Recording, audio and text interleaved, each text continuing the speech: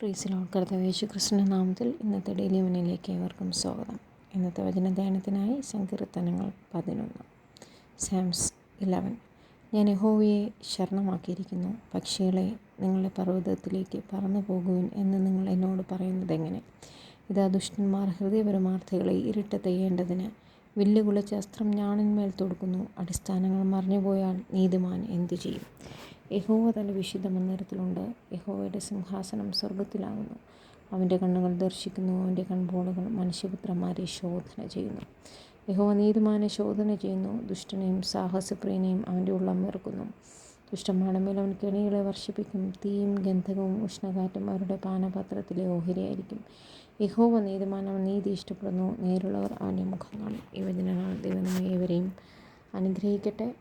സങ്കീർത്തനം 11 ദാവീദ് എഴുതിയൊരു സങ്കീർത്തനമാണ്.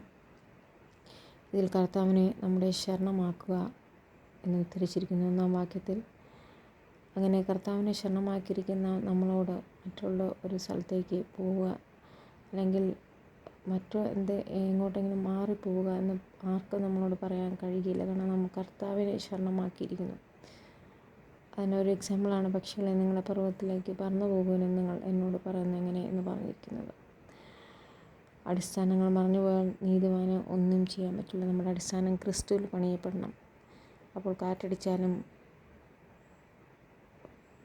ഭൂകമ്പമുണ്ടായാലും എന്തുണ്ടായാലും അടിസ്ഥാനം നന്നാണെങ്കിൽ ക്രിസ്തുവാണെന്ന് പറഞ്ഞ അടിസ്ഥാനം ഇട്ടിരിക്കുന്ന ഭവനം, വ്യക്തി ജീവിതങ്ങൾ ഒരിക്കലും ഒരു കാറ്റിലും കടലിലും കുലുങ്ങിപ്പോകുകയില്ല. ആമേൻ. ദൈവജനമെന്ന അടിസ്ഥാനമിട്ട് നമുക്ക് മുന്നേറാം. കർത്താവ് തൻ്റെ വിശുദ്ധ മന്ദിരത്തിലുണ്ട്. സ്വർഗത്തിലാവുന്നു കർത്താവിൻ്റെ സിംഹാസനം. കർത്താവിൻ്റെ കണ്ണുകൾ നമ്മെ ഏവരെയും ദർശിക്കുന്നു. ദൈവത്തിൻ്റെ കൺപോളകൾ നമ്മെ ഏവരെയും ശോധന ചെയ്യുന്നു. നീതിമാനെ ദൈവം ശോധന ചെയ്യുന്നെന്ന് പറഞ്ഞിരിക്കുന്നു. പക്ഷേ ദുഷ്ടനെയും സാഹസപ്രിയനെയും ദൈവത്തിൻ്റെ ഉള്ളം വെറുക്കുന്നു. നമ്മൾ ദുഷ്ടത പ്രവർത്തിക്കരുത്, പറയരുത്, സാഹസപ്രിയരാകരുത്. കർത്താവിൽ താഴ്മയോടെ ജീവിക്കുക. ദൈവവചനം അനുസരിച്ച് താഴ്മയോടെ വിനയത്തോടും ജീവിക്കാനുള്ള കൃപ ചോദിക്കുക. ദുഷ്ടന്മാരുടെ മേൽ ദൈവം കെണികളെ വർഷിപ്പിക്കും. അവരുടെ പാനപാത്രത്തിലെ ഓഹരി തീയും ഗന്ധവും ഉഷ്ണകാറ്റുമാണ്. യഹോവ എന്താണ് ഇഷ്ടപ്പെടുന്നത്? യഹോവ നീതിയെ ഇഷ്ടപ്പെടുന്നു. കാരണം കർത്താവ് നീതിമാനാണ്. നേരുള്ളവർ ദൈവത്തിൻ്റെ മുഖം കാണും. വിശുദ്ധിയോടെ പ്രാർത്ഥനയോടെ ദൈവവചനം അനുസരിച്ച് ജീവിക്കുവാൻ, കർത്താവിൻ്റെ വരവിനെ അനേകരൊരുക്കുവാൻ, കർത്താവിൻ്റെ വരവിനെ ഒരുങ്ങാൻ ദൈവം നമ്മെ അനുഗ്രഹിക്കട്ടെ. വിളക്കിലെ എണ്ണ കുറഞ്ഞു പോകാതെ പാവപ്പെട്ടവരെ കണ്ടാൽ നമ്മളെ മനസ്സ് അത് കാണാത്ത പോലെ പിന്മാറിപ്പോകാതെ മറ്റുള്ളവരെ എല്ലാ വസ്തുക്കളും കണ്ട് നമ്മളെ കൊണ്ടാവുന്നത് കർത്താവ് നമുക്ക് മാതൃക കാണിച്ച പോലെ ചെയ്യുവാൻ, ദരിദ്രരെ സഹായിക്കുവാൻ, അവരുടെ കഷ്ടതകളിൽ പങ്കാളികളാകുവാൻ നമ്മൾ കൃപ ചെയ്യട്ടെ. അതുപോലെ തന്നെ നമ്മുടെ താലന്തുകളെ നമ്മൾ പ്രയോജനപ്പെടുത്തണം. അല്ലെങ്കിൽ ഉള്ളതെടുത്തില്ലാത്തവർക്കും കൊടുക്കും. അതിന് നമ്മെ സഹായിക്കട്ടെ. ദൈവം നമുക്ക് തന്നിരിക്കുന്ന ഈ ചെറിയ ജീവിതം ദൈവനാമഹത്വത്തിന് തീരുവാൻ ഇടയാകട്ടെ. ദൈവത്തിൻ്റെ പരിശുദ്ധാത്മാവിനാൽ പുനരുദ്ധാനശക്തി നിറയ്ക്കട്ടെ. എല്ലാ വിഷമങ്ങളും പ്രതിസന്ധികളും ബുദ്ധിമുട്ടുകളും മാറി അനുഗ്രഹിക്കപ്പെട്ട ജീവിതം നയിക്കുവാൻ ദൈവം നമ്മെ വരെ സഹായിക്കട്ടെ. ഈ വചനങ്ങൾ ദൈവം നമ്മെ ഏവരെയും അനുഗ്രഹിക്കുമാറട്ടെ. ആമേൻ. എൻ്റെ ഗീതം പോലെ എന്നെ നിത്യം നടത്തിയിടണമേ.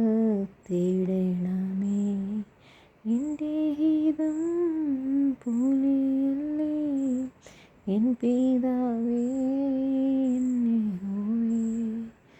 അങ്ങേ ഗീതം പോലെ എന്നെ നിത്യം നടത്തിയിടണമേ. അഗ്നിയിലെ കത്തുമുകളാം അടിയാനെ നടത്തി അനുദിനം കൂടെയിരുന്നു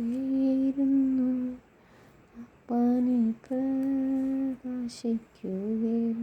മത്തായി 4:7 വാക്യം. യേശുവിനോട് നിന്റെ ദൈവമായ കർത്താവിനെ പരീക്ഷിക്കരുത് എന്നും കൂടെ എഴുതിയിരിക്കുന്നു എന്ന് പറഞ്ഞു. 4-ാം വാക്യം 4:4. അതിനവൻ മനുഷ്യൻ അപ്പം കൊണ്ട് മാത്രമല്ല ദൈവത്തിൻ്റെ വായിൽ കൂടി വന്ന സകല വചനം കൊണ്ട് ജീവിക്കുന്നു എന്ന് പറഞ്ഞു. മത്തായി 4 അവസാന വാക്യം. അവനവരെ സൗഖ്യമാക്കി ഗലീല, ദെക്കപ്പൊളി, യെരൂശലേം, യഹൂദയ, യോർദ്ദാനക്കരെ എന്നിവിടങ്ങളിലേക്ക് വളരെ പുരുഷാരം അവനെ പിന്തുടർന്നു. ദൈവര 17 വാക്യം. അന്നു മുതൽ യേശു സ്വർഗരാജ്യം സമീപിച്ചിരിക്കാൻ മാനസാന്തരപ്പെടും എന്ന് പ്രസംഗിച്ചു തുടങ്ങി. 4:15